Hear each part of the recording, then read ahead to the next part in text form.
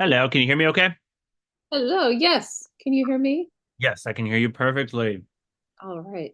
Cool. Thank you for taking the time to be part of my podcast. I really appreciate it. Oh yeah, sure thing. Um, let's get started. Ladies and gentlemen, Cool. thank you for coming to Trailer Punk Podcast. My name is Justin Hamline, and I am joined with Liz Enthusiasm from the indie synthpop group, Freezepop. Thank you so much for taking the time to be part of it. Sure thing. Yeah, happy to be here. Thank you Is for having. is there anything you want to promote before we get started? Well, let's see. It's our 25th anniversary, so we just released some t-shirt designs and a silkscreen poster. Hmm. We just released a triple CD pretty recently of um kind of follow-ups to our Kickstarter. Yeah. Yeah, we've been busy. Yeah, you guys have. I've been noticing on social media, you guys have been really just still doing it. I mean, it's fantastic. Yeah, it's kind of amazing. It really We're is. You know what? I'll still going jump on at that it. question first. Tell me about 25 years of Freeze Pop and how the sound has changed and matured and shifted. Yeah, I mean, when we started, it was very purposefully minimal, very blippy. And we do still try to stay true to that original spirit, but obviously, having evolved it over the course of 25 years. Um, but I think, we might want to do a little more kind of deliberate throwback kind of stuff. The anniversary kind of has us in a nostalgic sort of mood. So, kind of looking at that. Who knows? Who knows what else? But yeah, it's crazy. It doesn't feel like 25 years. No, Um, it's nuts. it goes quick.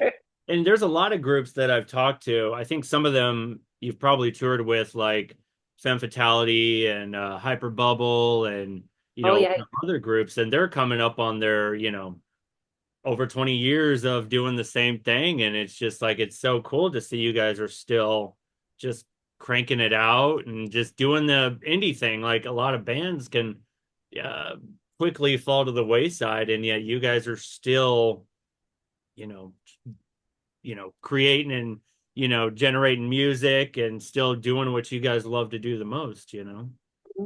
Yeah, it's obviously we've had to slow down just because of, day jobs and, some of the bandmates have kids and everything. Oh, So it's, we could not do it as this sort of all-consuming thing. right. Like touring is hard now, but we Yeah. are trying to, play a couple of shows here and there. But I'm really happy that we are in a position where we can still be doing it. Yeah. So. No, it's fantastic. Did you grow up in the Boston area? Yep. Tell me about that growing up out there in Boston and how it's kind of influenced and shaped you and everything like that. Oh, I don't know.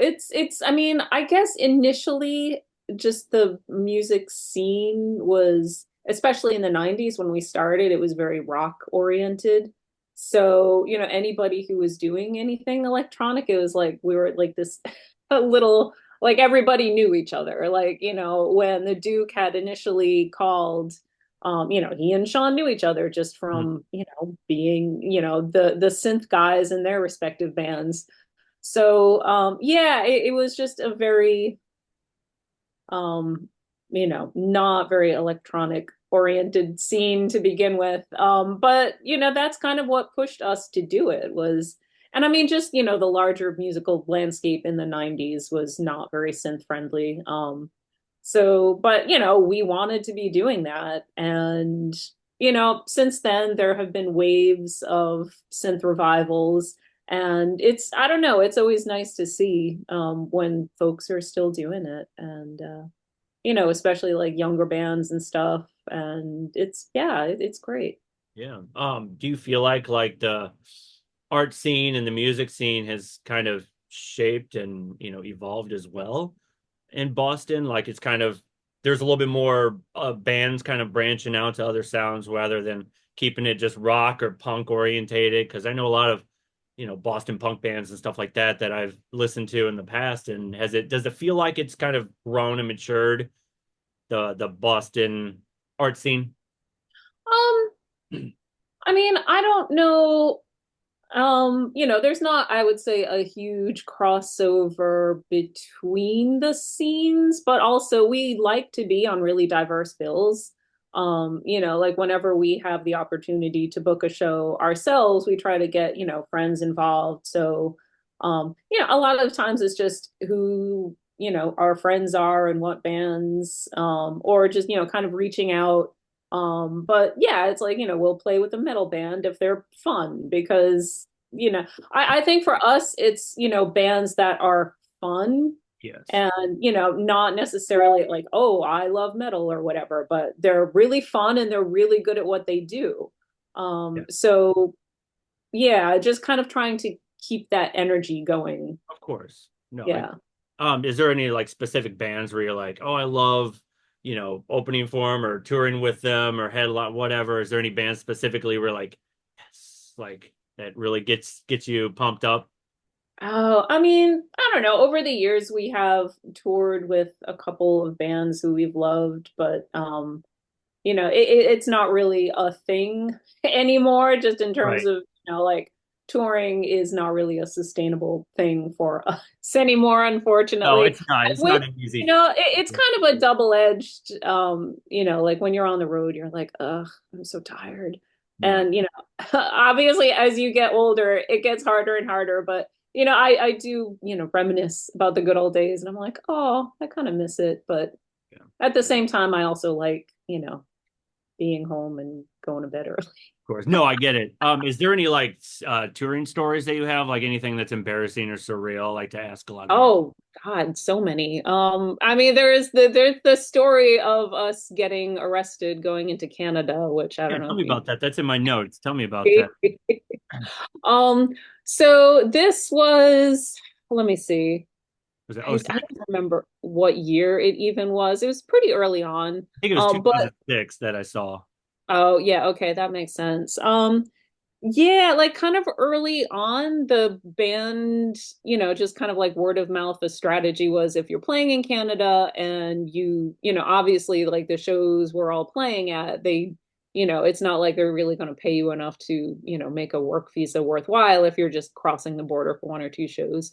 Yeah, So, the strategy always was, oh, just, say you're going to record at your friend's studio or whatever. And so we went and I guess, it was a slow day at the border crossing. And they were like, okay, yeah, pull in here and come on in.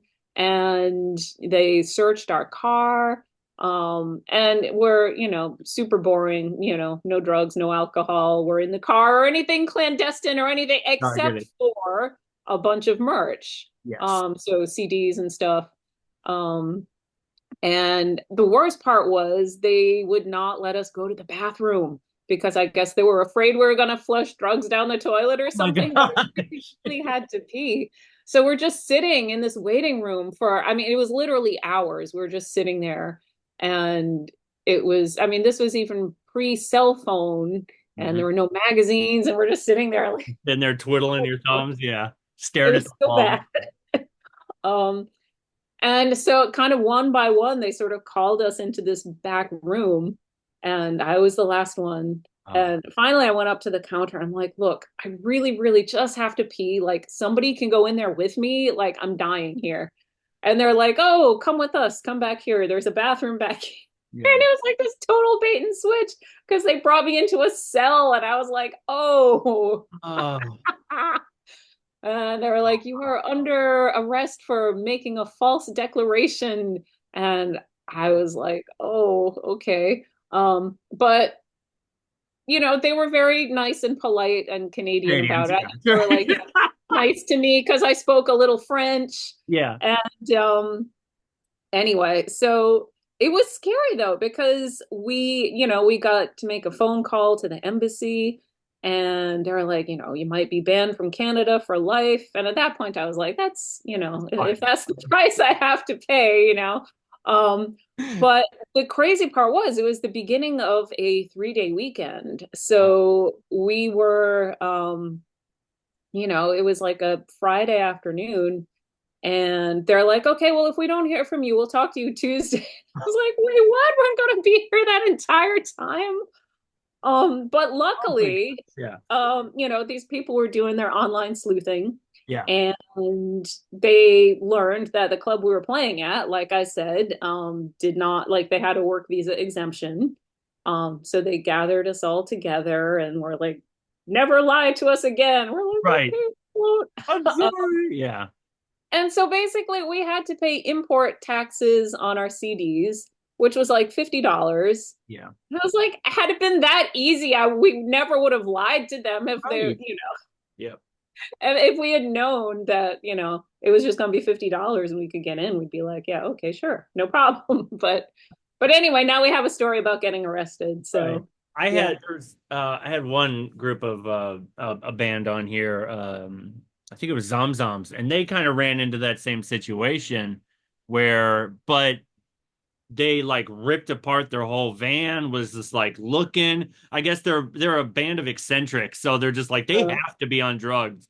Like so they're ripping apart their van and dumping all their merch out and just being, you know, very crazy about it. And they had the same kind of situation where they just wanted to play a show and mhm. they ended up getting banned from Canada as well. I Oh was man. yeah, I think we're gonna be okay. I think we're gonna be Yeah. fine not going to Canada.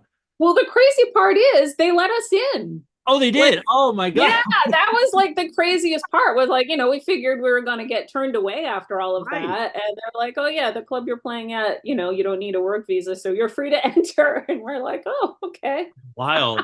What a trip. Yeah, yeah, I know. It was kind of nuts. Yeah. What groups were you listening to growing up and how did they influence you to become a singer? Um, well, it's funny because nobody, like, I don't know, like, I just sort of became a singer by accident because I don't play any instruments. Right. And, like, everybody was joining a band, and I was like, oh, okay. But I mean, in terms of the bands we listened to, coming up in the 80s, so, Duran Duran is like my all-time favorite. That's good. Um, Mm. Human League, pretty influential, New Order, Depeche Mode, like the The classics. usuals, yeah. Yeah. Yeah. That's awesome. What like art endeavors or what projects were you doing pre Freeze Pop? Like were you doing anything beforehand? Yeah, so we had actually started a record label, Sean and I, and then a couple of our other friends, just to kind of put out good local bands that we loved. And Sean has always been in a million and one bands. Yeah. I was sort of dabbling in, not really serious bands, just kind of like fun stuff. But yeah, we started this record label just because, we had so many amazing friends and bands, and we just kind of wanted to put the music out there. And, the whole 90s DIY scene was, we're living the dream. Right. Well, no, it's neat because I mean, even like when you're doing, electro pop or synth and you're going like, oh, these bands deserve to be heard and stuff like that. Like I always, Yeah, exactly. And the way to do it back then was to put out their CDs. yep. So, Yeah, no, and it was good because I mean it's good to see a lot of these bands still. There's a lot of groups that I talk to that still kind of do that, where it's like kind of putting their foot in the door, where they're, here's a small label, like let's get all of these people out and kind of get word of mouth. Did you guys have like a street team, or how did you guys go about doing that? Um, I mean, it was a lot of just sort of local word of mouth. And sometimes we would hire like a publicity company if we had something that we were, really psyched about. But it was all very like shoestring budget kind of stuff. But I mean, like I said, at the time, the Boston scene, if you were doing something that wasn't super rock oriented, it was a pretty small scene. So it was definitely, you could get that word of mouth out. And then, just sort of relationships with, local college DJs and stuff. Like the college stations really helped us in terms of, oh, there's this cool band in town, they might, that you could like we had this big party house, so it was like, we had bands crashing with us. Yep. But then it was like, oh yeah, you should reach out to these folks because they can help you book shows. And so like, we had friends in, I mean, people would come over from, European countries and, reach out to the radio stations and they'd be like, oh yeah, you should talk to them. So, I mean, it was really this great mutually beneficial thing. Whereas, whenever we wanted to tour other places, they would book us a show in their city and, we could crash with them and vice versa. Yeah. And I don't know, it was just kind of back when the internet was smaller, it was Yes. like, you could reach out to folks who had some common interests and, like pre-social media, you would just kind of find each other and it was just more meaningful because you actually had to put in the effort to find each other. So, No, I get it because I think a lot of bands were doing that. I mean, again, with doing this podcast, there's a lot of bands that still do, they were talking about, pre-internet was all word of mouth, crashing out on people's, floors and couches mhm. and beds and stuff. And I just think that's now, I've never, I mean, I should probably look into other newer bands, but wonder if they still do that. You know what I mean? Like if they're still crashing out on their friend's couch and all that other stuff. So, Yeah. No, it was funny. I was actually talking to a friend's daughter last night, mhm. who just, is a college student nearby. And, we were asking her, like, because she, she writes about music. Yep. And I was just kind of asking her about the scene now and what Yeah. happens. And she's like, it's a lot of basement parties, Is it and still? basement shows. And I'm like, that it's so nice to know that still I happens. And I know. think Oh, I miss those but like days. sometimes Sean and I would talk about it. And we're like, oh, I wish I knew what the kids were up to these days. But it's so nice, obviously we have aged out of the scene, but it's really nice to know that it is still a thriving scene. Yeah. So yeah, it's great. You're a huge fan of Mystery Science Theater 3000, as am I. What got you into Mystery Science Theater? And you have a neat story about sending a letter and then Oh, okay. So on. that's actually Ashley. Oh, is it Ashley? Okay, my bad. I Yeah, must yeah, have yeah. my words all mixed up. Yeah. I mean, I am a casual fan, but Right. not as hardcore a fan as Gotcha. Ashley has been. But no, I mean, that whole thing was great. Mhm. She got to meet those folks, and we were involved in their Kickstarter, like when they were bringing it back. Yep. So like that's just been great too, because they're, awesome folks. Sean did music for the like one of their live shows. Oh, cool. Yeah. Um, so yeah, I mean that's just been a great relationship over the years. That's Just pretty cool thing that I never really foresaw happening, but it's just so crazy because she wrote this letter when she was a little kid, and it's kind of come full circle, which is pretty neat. no, that's cool. How'd you guys come up with the name? Well, two, I guess I can do two questions. How'd you come up with the name Freezepop? And then how did you come up with your stage name, Liz Enthusiasm? Um, this is sort of hotly debated. I feel like everybody thinks that they thought of Freezepop. Um, it's I don't know. I kind of thought I had come up with a name. Like initially, the Duke was suggesting Rocket Pop, and we Okay. kind of riffed off of that because we also had some friends who were doing this. It wasn't a band, but it was this. They had some other company called Rocket Pop, Mhm. and so yeah, we just kind of riffed on it. So back in the day, like when Sean and I first started dating, he was kind of broke. And at the Oh, time we all right. As artists, yeah. yeah, I lived in, this house with a couple of roommates, and we had a big 4th of July party, Oh. and we had bought like this box of like 500 freeze pops and stuck it in the freezer, but not realizing how long it would take for them all to freeze. And so the party came and went, and the freeze pops weren't frozen yet. So basically, the rest of the summer, we had this freeze pop, like this freezer full of freeze pops. Yeah. And so anyway, Sean would come over and make what he called a freeze pop salad, Oh my which was God. just like a bunch of chunks of freeze pop in a metal bowl. Oh my God. So True. that's sort of like the legend of the freeze pops, but Hey. so we thought it would be appropriate. And it's just, it's a fun name. Oh no, So it's great. I love the stories yeah. behind it. And then as for Liz Enthusiasm, Sean was at work and just came up with this big list of dumb stage names, and I chose that one. A good one. Oh, that's Sean's good. really good at making lists. He likes to come up with dumb lists of stuff. Just just a notebook and you just make list of things. You know what? I do it too. I can't. He has so many notebooks. Oh my God. Yeah. Oh my gosh, I'm collecting them between, work and, this podcast and everything else in my life. It's like notebook after notebook after notebook. So, and I like to decorate mine with stickers and all this Oh, other nice. stuff. So, yeah. What got you into graphic design and then you went to college for that as well? Hmm. Tell me about Yep. Um, well, so yeah, I went to BU and their art program was very old school. Well, I mean, part of it was just that, this was so long ago that, even having a computer was like kind of a big deal. yes. So, the art program was very much, you don't even touch a computer until your junior year. Um, and it was like, painting, drawing, sculpture, like really, those old school skills.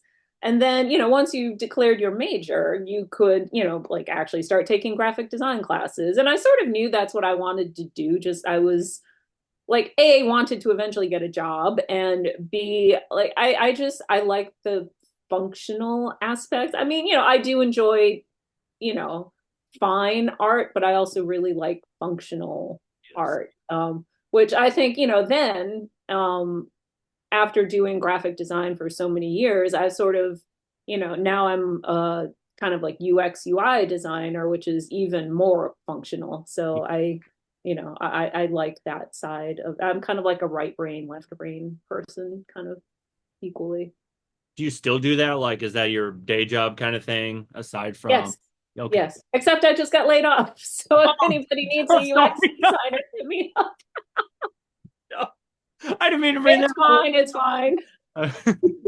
Oh, I get it. It's a weird time. It's a weird time right now with different jobs and stuff. So, because Oh yeah, no, it's just like the cycle of corporate America now is just like you're going to be in a job for 3 to 5 years and you're going to get laid off, and then you got to find a new gig, and then you'll I do get a new laid off thing. again, and Oh, then it's like just this cycle that I don't know. I'm feeling uh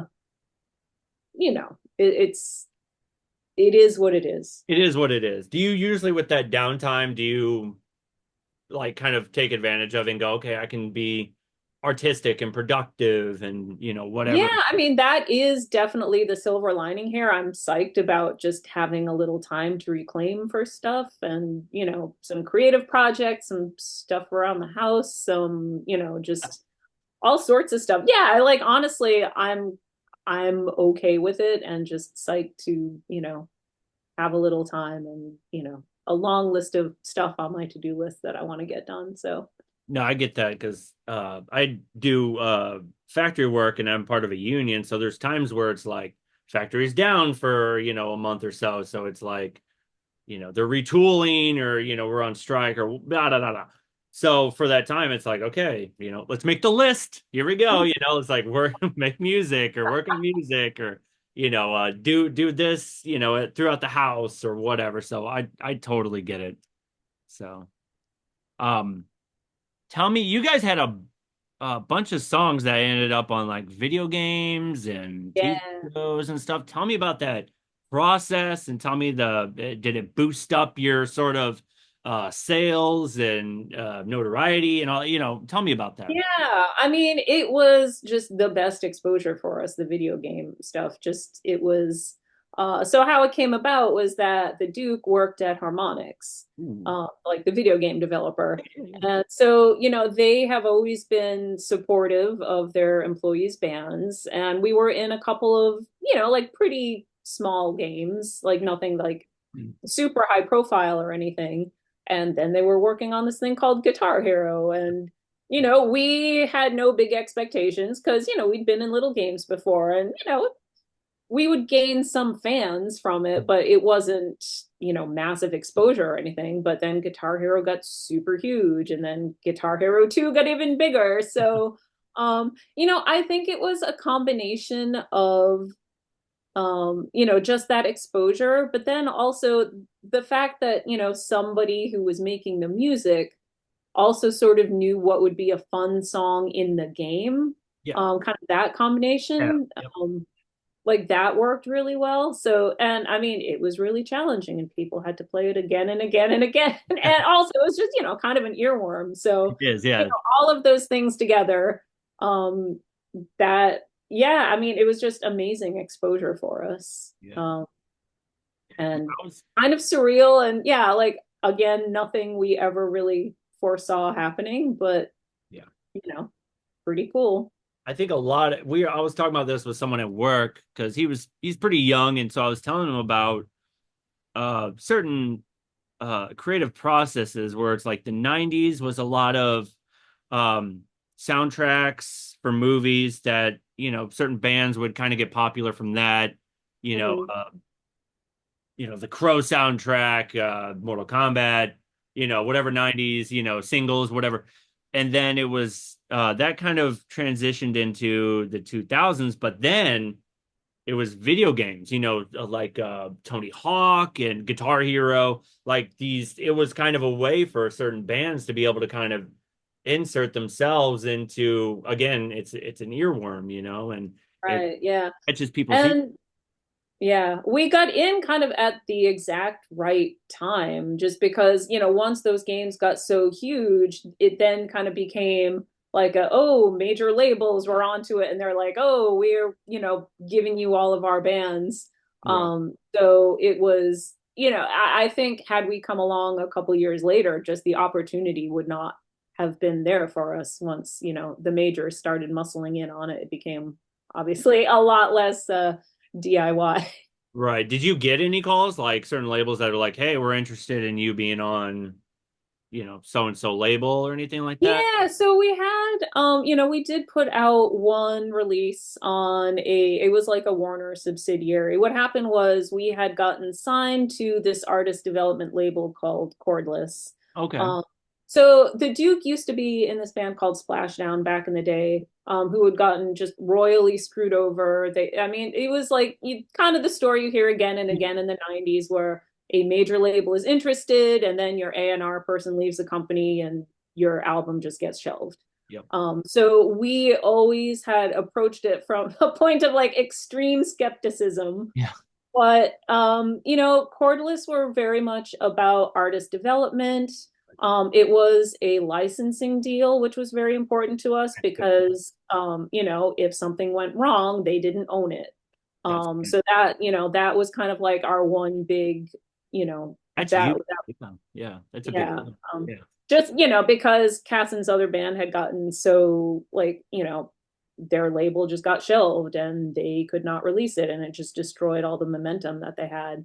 Hmm. So yeah, we were always just extremely careful about that. And I mean with good reason because then Warner decided to fold Cordless into Rykodisc, Oh, which at the time like Rykodisc is a pretty cool label to yeah. be on. Like at the time we were like Ladytron were on it. I mean there was definitely like really good bands, but we kind of went from being a higher priority at this small label to a very low priority at a bigger label. And also just because it was they did to their credit honor the original terms of our agreement, Yeah.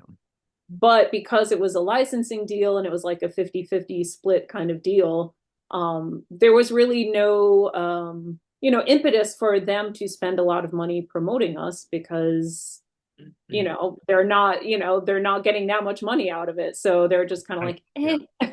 Yeah. And I mean, they did try, but honestly, it was it was really the video game stuff that propelled us to that next level. It wasn't the fact that, we were on a major label. But at the same time, I don't regret having done No, it of course not. No. No. because, I think if we hadn't done it, we would have always wondered, like, oh, what if?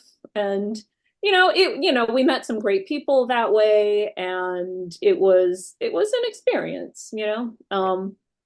So, but to that point, after having tried it, we're like, I think we should go back to being DIY. So that is what we did. That's good. No, and I think that works really well because it kind of you have more options. You're not having to rely on, someone to tell you no, the label won't doesn't want you to do this or doesn't want you to go that. And a lot of times I hear from certain people that have been part of, A and B label or whatever.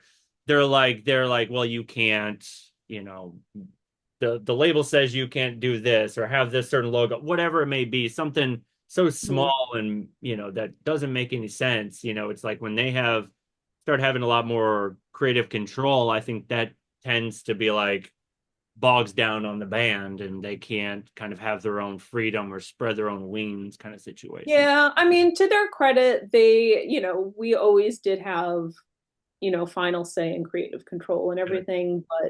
Yeah.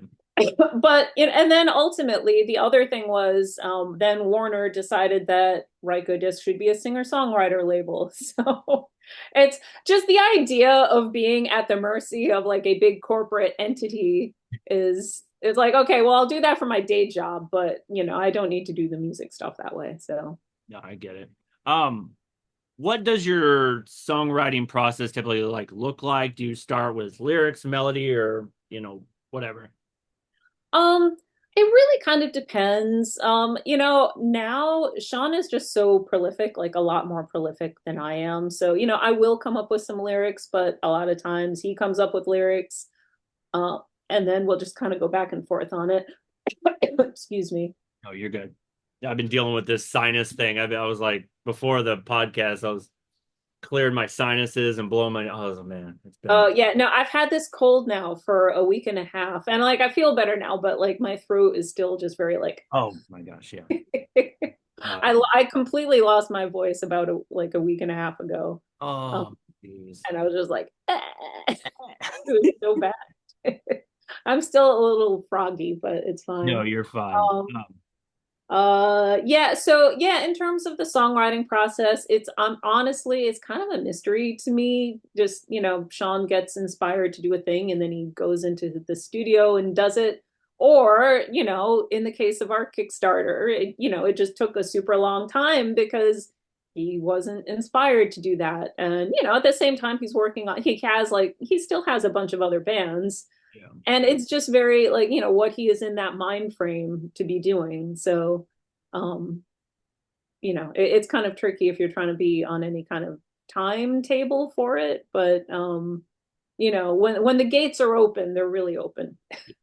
Well, I've noticed a lot of bands. I've talked to a few where they'll be like, "Okay, we're gonna kickstart, and it's gonna be a album that's not like we're generating ideas, and then all of a sudden it builds momentum, and then the Mhm. money starts coming in, and then now people are like, "Where's the album? Have you got?" And it's like you're kind of like in that pressure to like, "Oh crap, Yes. I really got to do this." And now you're at the mercy of your fans because now they're going to be like, "I want my money back because it's not on my timeline," and blah blah. Like it Mhm. just, I can see where. Yeah, I mean, it took us a super long time to deliver on our Kickstarter stuff, and it's Okay. a big relief. And we're not even 100% of the way there yet. Like we definitely do still have to wrap up, some custom cover songs and things like that. But on the whole, people were, super, just on, they understood where we were coming from.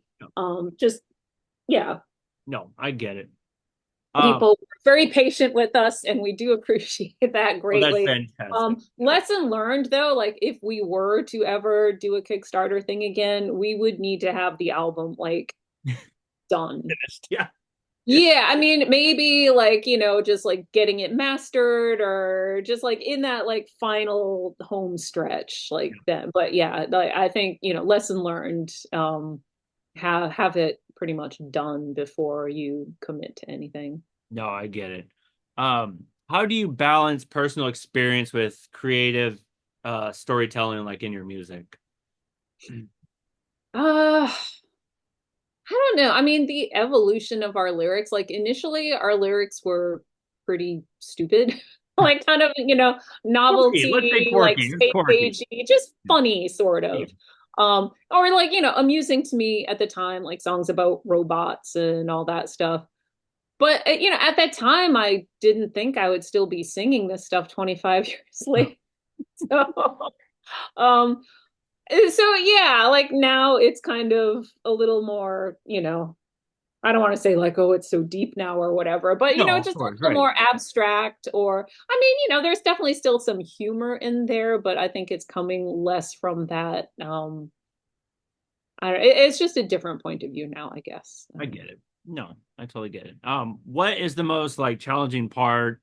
I mean, this probably goes more for the, the Duke or whatever. Like when it comes to like producing a track from start to finish, do you have any sort of creative control over that, or are you just like sing the song kind of situation?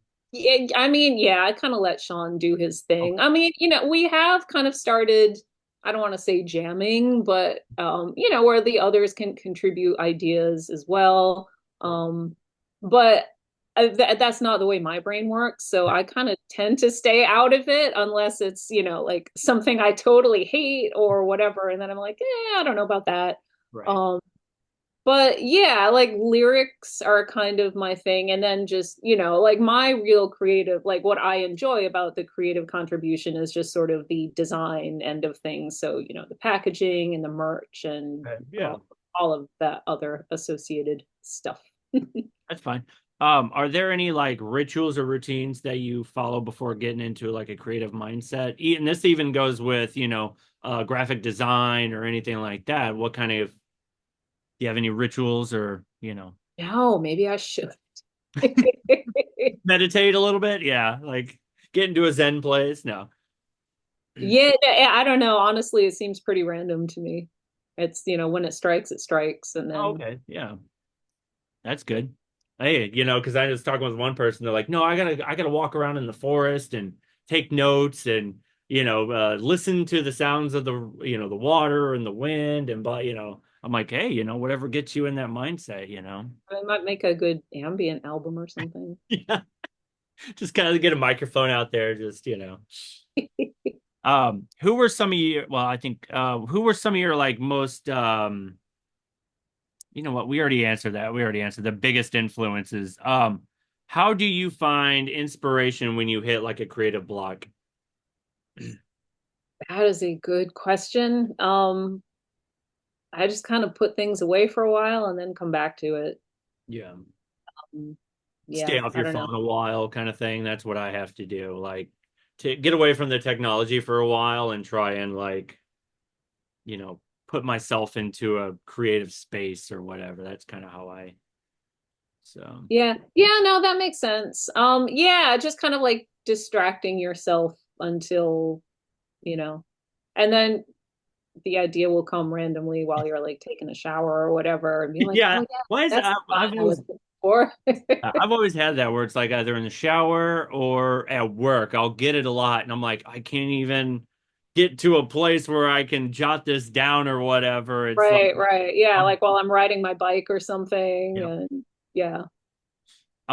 What was the turning point in your career that made you realize music was something that you wanted to pursue seriously? Um, I think, kind of having gone into it with having no expectations, it was, I don't know, it was just this weird sort of thing where, I was kind of thinking, oh, we'll play some shows and some friends will show up and, that was kind of it. But then, we just sort of started getting momentum and we're like, oh, okay, let's just keep doing it. And, even I guess, now, even though obviously we don't have that kind of momentum anymore, it's just like a nice, I don't know, it's just a nice thing to keep doing. Like we don't really see any reason to stop. Right. So there it is. Yeah.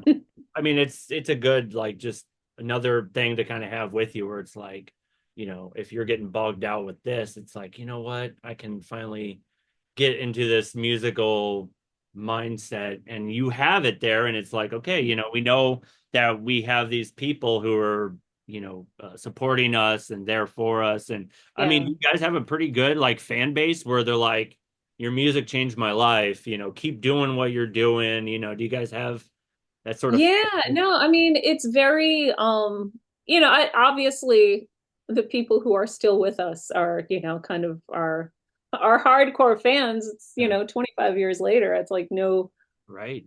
it's kind of crazy. So yeah, and I mean we're just super appreciative of that. So, that definitely helps you keep going. Um, but then also, it's you're in a band with a bunch of your friends and it's fun. Fun. And, Yeah. obviously, we know it's not going to be our lifelong career at this point in terms of, it's not a thing we can, make a living from, but it's just fun, Yep. You get to hang out with your friends and occasionally play a show and have a good time. So, Is it therapeutic, like getting up on stage and everything like that, just feeling like it's a lot of tension release? Do you have that sort of feel when you get up on stage? um, it's it's just fun. I don't know. Like I don't even know. Like, I definitely still sometimes get a little not stage fright, but like a little bit of butterflies. And then yeah, once you're up there, just having a good time. And like I personally really feed off the energy of the crowd too. So Yeah. um yeah, I don't know. It's just this yeah, there's not much like that feeling. Do you have like a pre-show ritual where you're like, okay, I got to get pumped up with this song, or you're jumping up and down backstage, just trying to get yourself in the mindset? Do you have anything like that, or can you Um, walk out and just be like, hey, here it is? I I'll do like some vocal warm-ups, which Yeah, is, not really like fun ritual or anything, but it's, right. especially as we're doing it less frequently, you gotta, you know, make sure you're kind of, doing those warm-ups and staying on top of that end of things. So yeah, I don't know. Honestly, that's kind of the time I get the most nervous is when you're just killing time backstage before the show, like waiting to go on. That's when you're like, and I mean, it could be like not a big deal show at all, there Right. could be like not many people and, it's not a big important thing or whatever. But yeah, I don't know. I just find like when you are just sitting there waiting to go on, it's like the nervous energy just Anticipation will kill bottles you, right? Yeah, up. I get it. What was one of the most rewarding moments in your musical journey so far? Um, I don't know. I mean, we've had just, a lot of amazing experiences and have met so many incredible people, people who are our friends now. So that's been really gratifying. And just the ability to travel to so many cool places, like that's been amazing.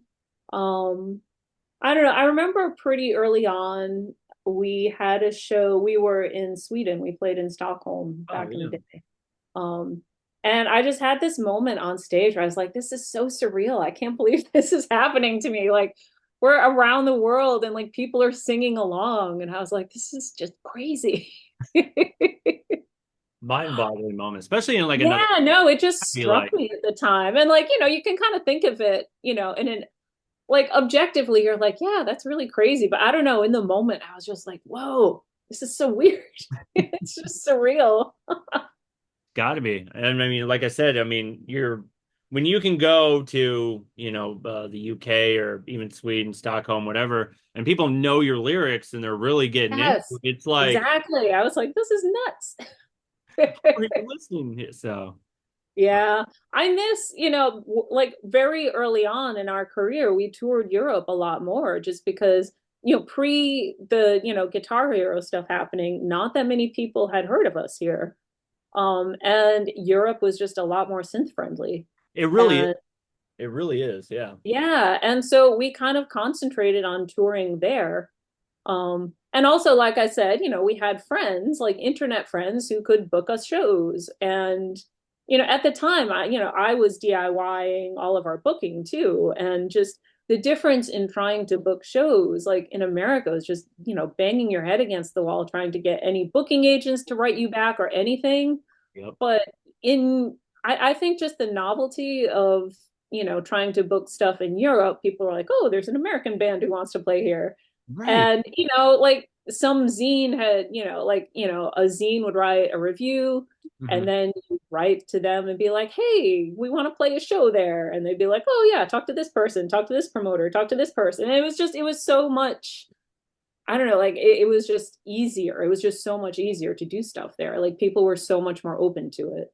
Right. No, that's fantastic. And I know, believe me, when it comes to like doing shows, like it was like it felt like pulling like, and I live in St. Louis, and even when you try and do synth based music, it's like, oh, are you a DJ? And you're like, no, no, no, no. I'm up there with my keyboards and drum machines and backtracks and stuff.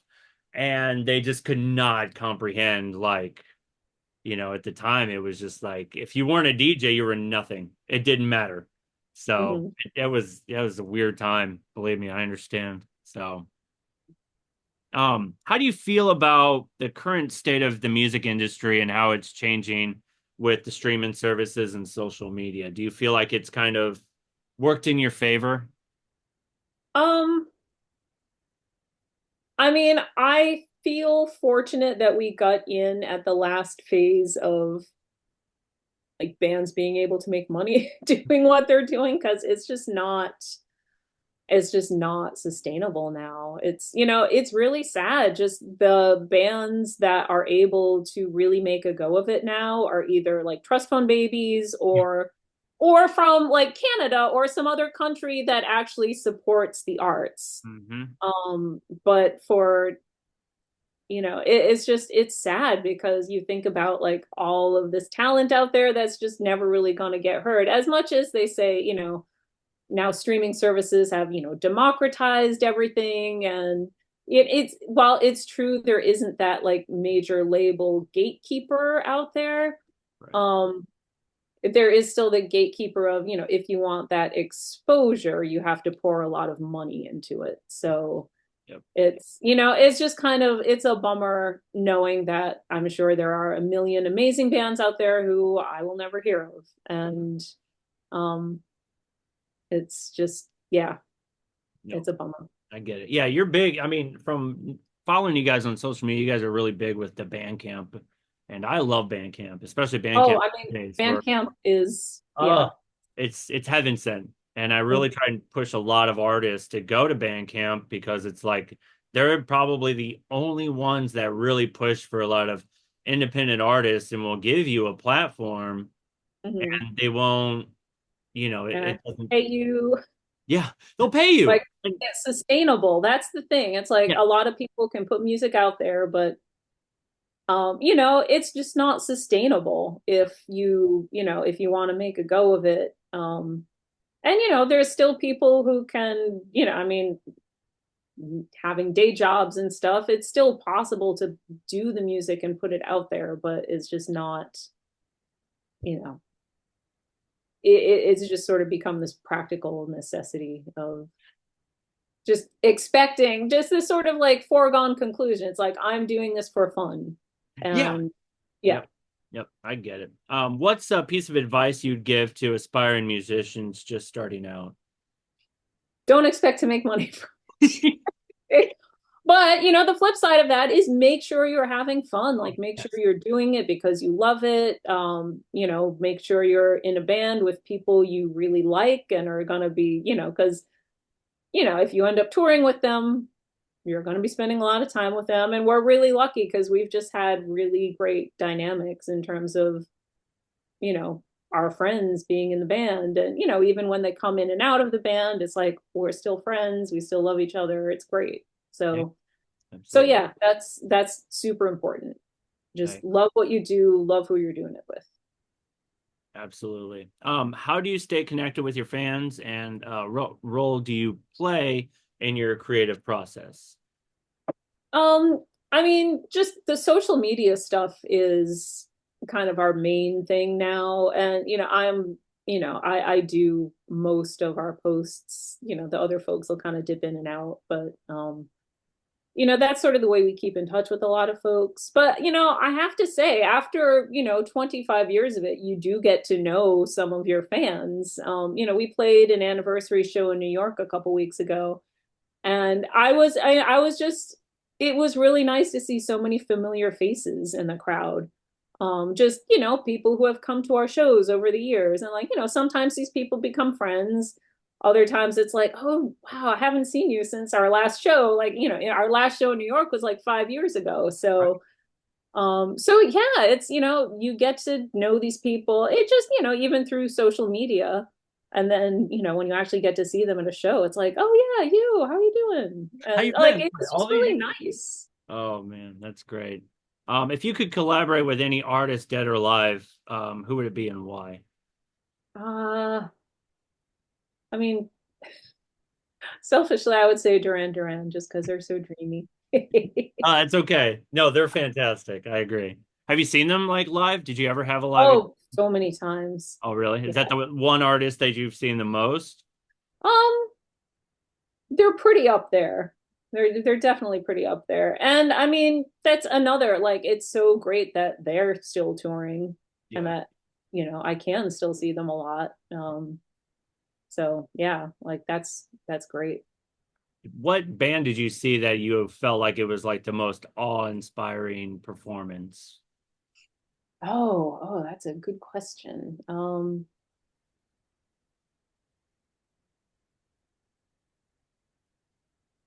Yeah, I don't know about that. Like there's so many I don't know. There's so many bands that I just love and I love seeing live and and not even like I mean, I love to go see Ride, like who are, shoegaze and not at all in our Oh, genre, but like I'm just such a super fan. Um so and I mean, it's not even about their, like the performance exactly. It's just like being there and just absorbing it all. yeah. Um yeah. Damn. Yeah, that's fantastic. I did one. I think the one artist I think I've seen the most was probably Nine Inch Nails. I think anytime they were Oh, okay. in St. Louis, it was like I was there, and I knew what to expect. And did you see any like recent artists where you're like, oh, I never thought that they, like it had a moment with you or a major impact on you, like Um a newer, I guess I should say. newer like this is sort of I don't know. Well, now I like totally feel like an old person just because like the last several shows I've seen have all been like last week we saw Johnny Marr and James, Oh, and they then like the week before that we saw Jesus and Mary Chain with Psychedelic Furs. So like That's a good I don't one. know, like the past several shows we have seen have been, Older bands. older bands, which, and like old favorites, and like that's been really amazing. But yeah, I mean, we do, for the record, do still see some good new bands as well. So Yeah, it's because Sunday I went with my daughter. She's a big fan of Suicide Boys. They're like a rap duo, rap group. okay.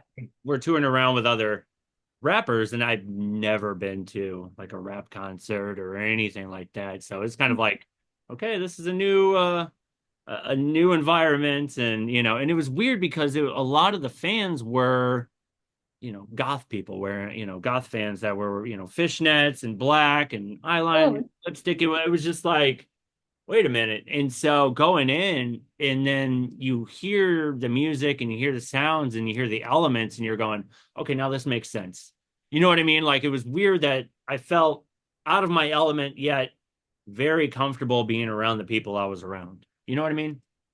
yeah. No, Yeah. I love sort of like, the genre crossover aspect of things, and I do really love that, the young folks like now again sounding like an No, it's old person. okay. No, I'm right I there do with you. love like the younger folks like doing this stuff now. A couple of weeks ago, I saw Male Tears, um, Yes. and I'm like, it was so, and it was really nice because they had reached out to us, and had, like we're kind of like mutual fans of each other, and like it's just, I think it's so nice that there's still young people living the synth dream. It's great. And I'm seeing a lot of artists that, I mean, we would kind of put ourselves in a certain genre. It's like, okay, this is us. But now there's a lot of genre crossovers where it's like they're taking elements of, post-punk and synth and synth punk, and they're like just pulling bits off the music genre tree and going, okay, let's mash this together and let's try and make something from it. It's just it's amazing to see people are just bringing Yeah. what they can in one basket and making something out of it. I think it's Mhm. fantastic. Yeah, So absolutely. yeah, let me see. I think I pretty much covered everything that I wanted to get through the podcast. And you pretty much answered all of my questions. Um, was there what's your do you have any experiences working with, different producers or engineers or collaborators in the studio that you can, Um, anyone yeah, different and it was besides just pretty the dude? DIY in the studio as well. Like Sean has a whole home studio set up, Oh, so okay, cool. yeah. Awesome. Although, we certainly wouldn't be, we wouldn't be like, we wouldn't say no to any sort of collaboration in theory like that. It's just, you know, we're a pretty self-contained unit at this point. I know you did like a side project with Merrick, and you made you made like a Manchester tribute album where you guys Oh yeah, covers. yeah. What bands were one of your favorite, like some of your favorites? I mean, besides the ones that you covered, I mean, I'm a huge fan of like the Manchester, the Madchester sort of Mhm. genre and style. Which ones are your favorites? Um, I mean, Stone Roses, obviously. Just I don't know, like 1991 was like my total, I don't know, just that era I Yeah, love so much. yeah, I feel like, I don't know, there are all these bands. And at the time when I was in college, I was sort of living around the corner from the club where like they all played. And it was just like, every couple of weeks it was just some like cute band with stripy shirts and floppy haircuts. And I was just like, oh, it's so great.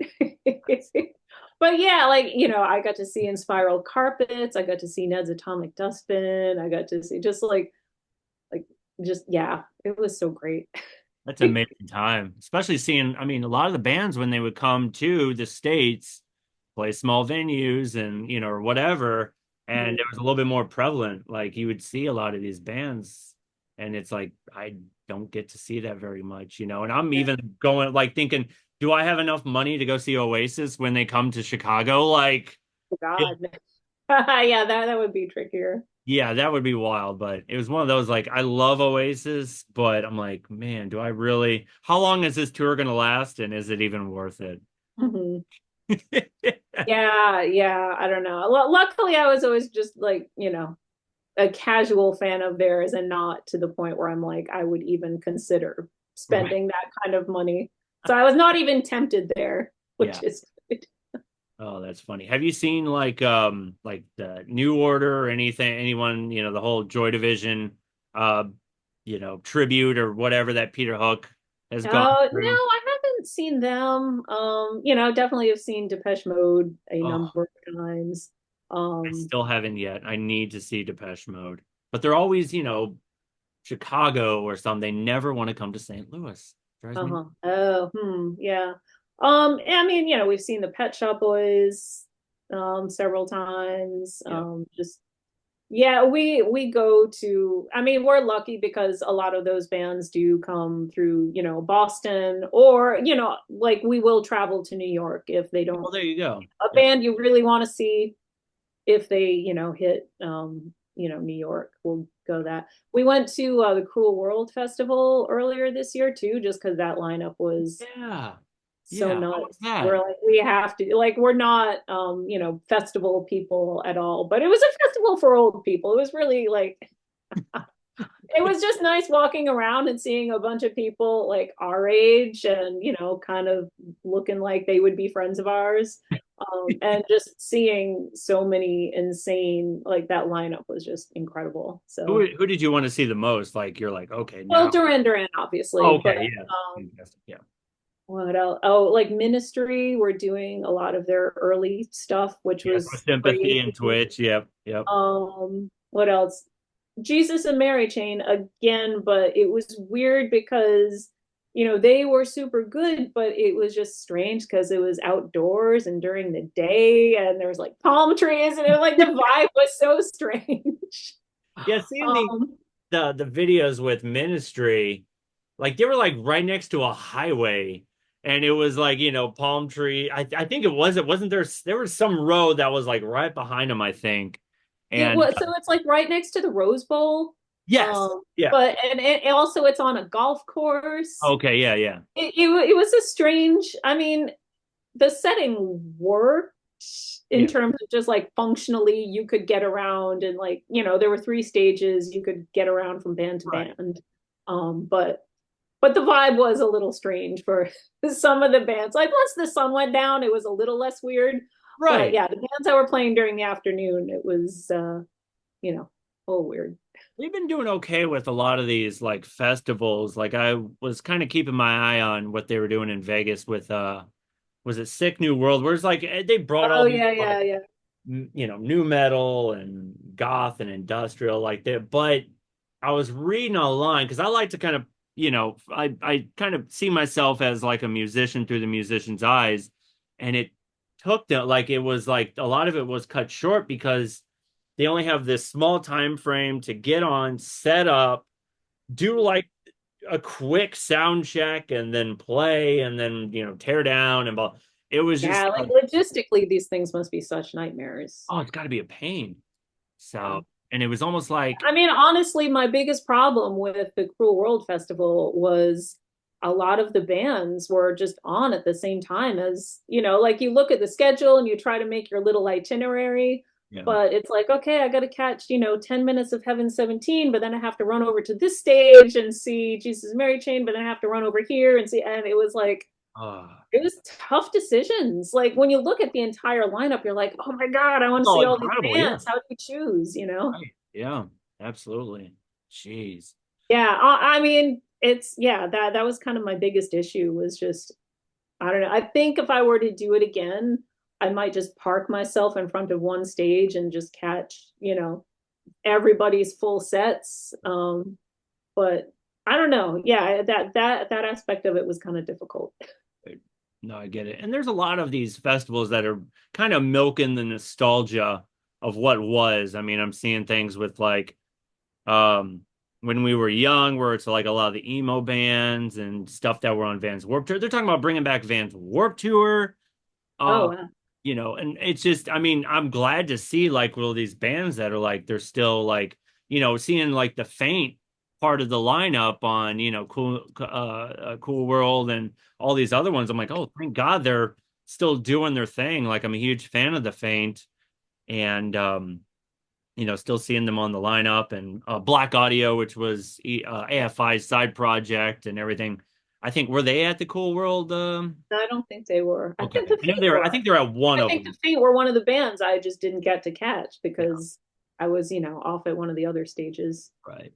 But yeah, it's still cool to see a lot of these festivals still going and still Yeah. taking the whole nostalgia factor and just trying to make it good. And even like new ears, like my oldest daughter, like she's listening to things that I was listening to, and I had absolutely no influence. Where I'm not Hmm. like trying to like force her to listen to Deftones or Nirvana or whatever it may be. It's like she just comes at it at her own time, and I'm like, oh wow, now you're listening to this. Like it's mind blowing and seeing a lot of these kids these days are like looking out for older music and stuff like Right. that. Or like the whole shoegaze revival too. Like that That's whole thing's been fantastic. that's wild. Yeah, absolutely. I think we nailed it. I really appreciate you taking the time to be on my podcast. And is there anything that you want to promote before we cut it close? No, I mean, I mentioned the new albums and, Cool. there'll be more stuff eventually. Yeah. Cool. Thank you so much for taking the time. I really appreciate it. Yeah, thanks for having me. It's Yep, good to no talk to problem. you. All right. Thank you very much. You have a great All day. right. Bye-bye.